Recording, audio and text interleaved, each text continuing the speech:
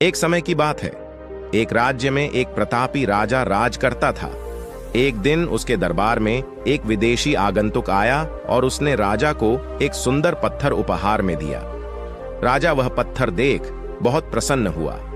उसने उस पत्थर से भगवान विष्णु की प्रतिमा का निर्माण कर उसे राज्य के मंदिर में स्थापित करने का निर्णय लिया और प्रतिमा निर्माण का कार्य राज्य के महामंत्री को सौंप दिया।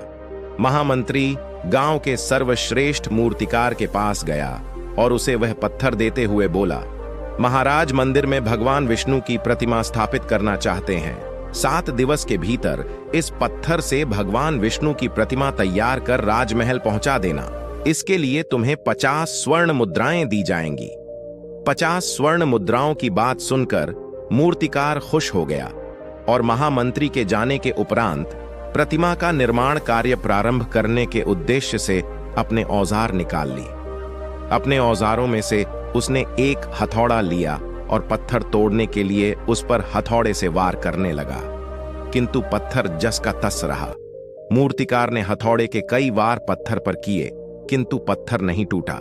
50 बार प्रयास करने के उपरांत मूर्तिकार ने अंतिम बार प्रयास करने के उद्देश्य से हथौड़ा उठाया, किंतु यह सोचकर हथौड़े पर प्रहार करने के पूर्व ही उसने हाथ खींच लिया कि जब 50 बार वार करने से पत्थर नहीं टूटा तो अब क्या टूटेगा।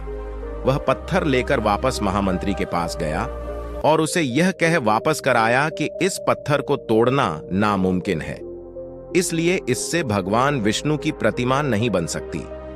महामंत्री को राजा का आदेश हर स्थिति में पूर्ण करना था, इसलिए उसने भगवान विष्णु की प्रतिमा निर्मित करने का कार्य गांव के एक साधारण से मूर्तिकार को सौंप दिया। पत्थर लेकर मूर्तिकार ने महामंत्री के सामने ही उस पर हथौड़े से प्रहार किया और वह पत्थर एक बार में ही टूट गया। पत्थर टूटने के बाद मूर्तिकार प्रतिमा बनाने में जुट गया।